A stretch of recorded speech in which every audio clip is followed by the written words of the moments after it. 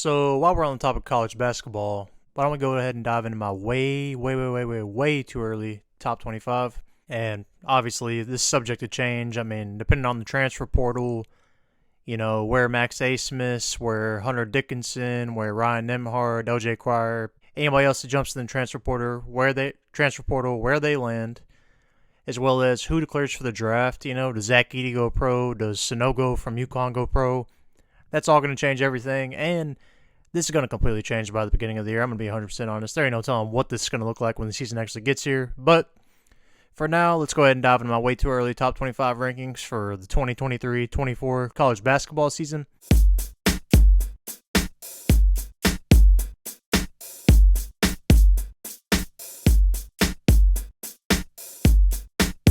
Should we start at the top or the bottom here? Let's go ahead and start at the bottom. I'll give a few honorable mentions before we dive in. Few honorable mentions, starting at 28, 27, and 26, no particular order here. I've got Auburn. They're always scrappy with Bruce Pearl. They're going to be good. They're going to make the tournament. Next up, Colorado. They're actually making some noise in the transfer portal, and they're moving up on some lists. I've seen them ranked on some other people's top 25s that I've watched. They just got the transfer. They just got the big man from TCU, Lampkin. He should help. Their starting five should be nice. And then the first team out, I've got Ohio State. They were young last year. They weren't very good last year, but they made a nice run in the Big Ten tournament.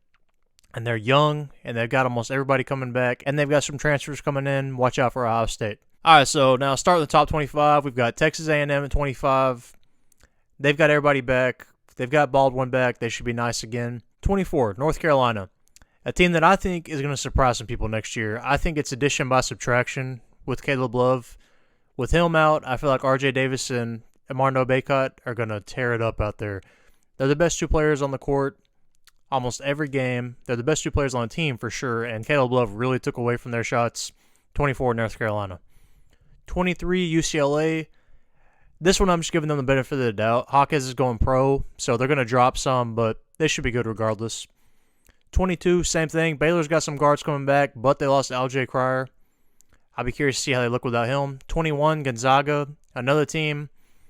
They lost Timmy. If they lose Timmy, it's going to be tough, but they could add some transfers and could make them dangerous. 20, USC. They've got a top-rated point guard coming in as a freshman. He should help them out a lot. Got a nice recruiting class coming in. 19, Maryland. Kind of had an under-the-radar year, but made the second round of the tournament, won a game. Number 18, Tennessee. They've got almost everybody coming back. They could almost have everybody coming back. They've already lost kind of their leading scorer from the tournament, but I'm sure they'll replace him somehow. 17, Texas. We'll see how Rodney Terry does with a full year. They've got a nice recruiting class coming in, and they still should have a few of the starters from this year's team. Texas should be good again.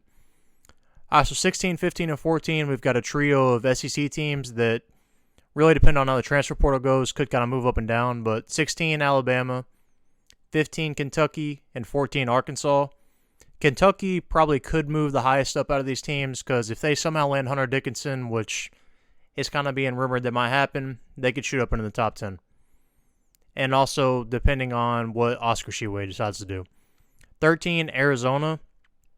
Arizona, they've kind of disappointed in the tournaments the last couple of years, but they've had really good teams, and the rumor is that they could be getting the Creighton transfer, Ryan Nembhard. Watch out for that.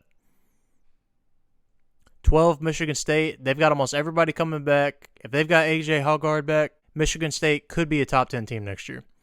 11, San Diego State. They're losing their top scorers, but they're returning a couple starters from this starting lineup that made the championship this year.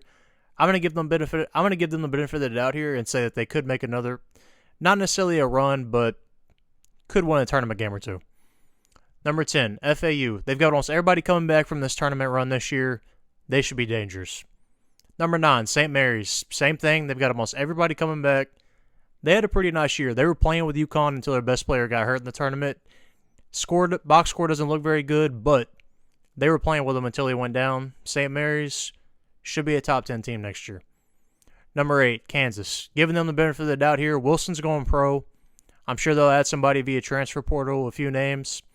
And they've got, even with him going pro, they've still got some people coming back. Some nice pieces. Kansas should be a solid team again. Number 7, Houston. Losing Sasser, but If you remember, not this year, but last year, they made a Final Four run without Sasser. Some of the players from that team are back.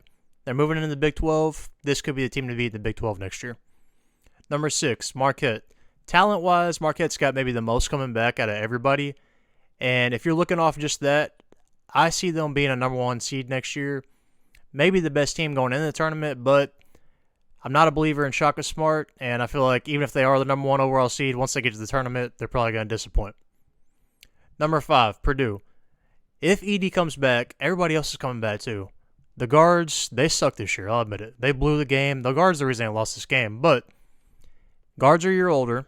If they get some transfers in, some recruits in, Purdue, I could see a Virginia situation here where they lost the 16 seed, then they come back and win it all the next year. Number 4, Duke. Proctor's back. They've got some other pieces coming back. Duke is going to be very good next year, and I could see Duke winning the championship next year. Number 3, Creighton. Now, full disclosure, I made this video before Ryan Nembhard announced his transfer. Nembhard, point guard for Creighton, announced he was transferring, and rumors are that he's going to Arizona. But even without him, similar to Houston, not this year but last year, they played the tournament without Nembhard and made a pretty good run. They played the tournament without Nembhard and made some noise. Almost took down a 1 seed in the process. Creighton, team to watch out for if they can somehow get everybody back. Number 2, Miami. They're losing a couple starters, but Nigel Pack might be back, and they've got Wong. Miami's offense can go, and if they've got their best 2 players back, if it's Wong, I don't want to be right, Miami could win the title next year. Number 1, UConn. For now, I'm going to have to stick with UConn. They somehow could have everybody back. I don't know if that's going to happen. Rumors are if Sanogo comes back, the backup big man's going to transfer Klingon. But Sanogo, who knows what will happen. Hawkins, who knows what will happen. But if somehow they get everybody back, this is your preseason number 1 team. How could it not be? Let me know who you would add to this list and who you would move up or down in this list down in the comment section below. As always, make sure to like, share, and most importantly, subscribe for more movies, sports, and gaming. Until next time, hey G,